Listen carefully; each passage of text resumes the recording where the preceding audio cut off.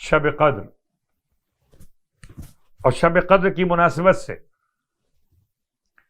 وہ نماز جو آپ نے پڑھی 19ویں شب میں، 21ویں شب میں، اور اب پڑھیں گے آپ 23ویں شب، تو نیت کر سکتے ہیں کہ 2 رکعت نماز شب قدر شب 23 بجا لاتا یا بجا لاتی ہوں اپنی طرف سے، اپنے والدین، اہل و عیال، اہل خاندان، تمام صاحبان ایمان، زندہ اور مرحومین کی طرف سے قربتاً و طاعتاً الی اللہ۔ طریقہ نماز کا آپ کے علم میں، ہر رکعت میں الحمد کے بعد 7 مرتبہ سورہ اخلاص، نماز مکمل کرتے کے ساتھ ہی 70 مرتبہ استغفر اللہ واتوب الیہ، استغفر اللہ واتوب الیہ، اور اس کے بعد اس کا ثواب پھر سن لیجئے کہ اپنی جگہ سے بھی اٹھے گا نہیں کہ خدا بند عالم اس کو اور اس کے والدین کے گناہوں کو بخش دے گا۔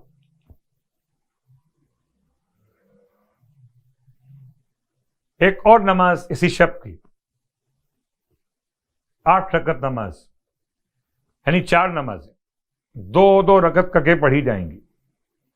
مولا کائنات علی ابن ابی طالب علیہ السلام ارشاد فرماتے کہ اگر انسان 23ویں شب ماہ مبارک رمضان میں 8 رکعت نماز پڑھے اور ہر رکعت میں الحمد کے بعد جو سورہ چاہے پڑھے، اللہ اکبر، ایک دفعہ، تو آسمان کے سارے دروازے اس کے لیے کھول دیے جاتے ہیں۔ آسمان کے دروازے کھولنے کے لیے چابیاں آپ کے ہاتھ میں، اور آج کی رات تو مانگنے کی رات ہے، خدا کی بارگاہ میں اجر و ثواب مانگے، اللہ اکبر۔ اور کیا بہترین تحفہ کہ ایک کے بعد ایک ثواب، اور خاص طور سے اس روایت کا حوالہ آپ کی خدمت میں جو کبھی کبھی میں دہراتا ہوں اس بارگاہ کے منبر سے۔ پہلے ترجمہ آپ کی خدمت میں، انا انزلناہ فی لیلۃ القدر، خدا کا یہ اعلان کہ ہم نے اس قرآن کو لیلۃ القدر میں نازل کیا۔ وما ادراک ما لیلۃ القدر، اور تمہیں کیا معلوم کہ لیلۃ القدر کیا ہے؟ لیلۃ القدر خیر من 1000 شہر، یہ لیلۃ القدر 1000 مہینوں سے افضل ہے۔ تنزل الملائکۃ والروح فیہا بإذن ربہم من کل امر سلام ہی حتی مطلع الفجر، کہ ملائکہ اور روح الامین، روح فرشتوں میں کوئی ایک قسم، روح فرشتوں کے علاوہ کوئی اور مخلوق خدا نازل ہوتے اپنے رب کے حکم سے، ہر ایک امر کے ساتھ،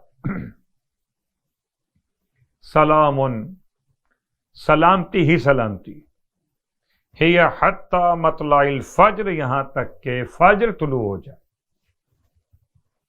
روایات کثرت کے ساتھ، مگر پہلے کچھ اعمال کے بارے میں روایت۔ اور موسیٰ ابن عمران علیہ الصلاۃ والسلام ارشاد فرماتے ہیں، الہی ارید قربک، اے معبود میں سوال کرتا ہوں تجھ سے تیرے قرب کا۔ قال قربی لمن استيقظ لیلۃ القدر، جواب خدا کی طرف سے کہ اے موسیٰ میرا قرب چاہتے ہو، قربی تو میرا قرب لمن استيقظ لیلۃ القدر اس کے لیے ہے کہ جو لیلۃ القدر میں بیدار رہے۔ بیداری دو معنی میں ہے، ایک ہے شب بیداری اور ایک ہے مغز اور عقل کے لحاظ سے بیداری۔ کبھی انسان صرف سو رہا ہوتا ہے اور کبھی انسان غفلت کا شکار ہوتا ہے۔ کیا یوں سمجھ لیجئے کہ محاورہ بن گیا کہ جو واقعاً سو رہا ہو اسے اٹھانا آسان ہے، جو سوتا ہوا بن گیا ہو اسے اٹھانا آسان۔ تو آج کی رات میں شہزادی کونین انتظام کرتی تھیں اپنے بچوں کے لیے، آج ہماری مائیں بہنیں بیٹیاں انتظام کریں اپنے گھر کے مردوں اور بچوں کے لیے کہ تاکہ رات میں جاگ سکیں۔ اور کیسے جاگیں؟ خالی جاگنا نہیں ہے، بیداری، ایسی بیداری کہ عقل و شعور کے ساتھ قرآن کو سمجھتے ہوئے عمل قرآن، دعا اور تلاوت اور تسبیحات اور زیارت۔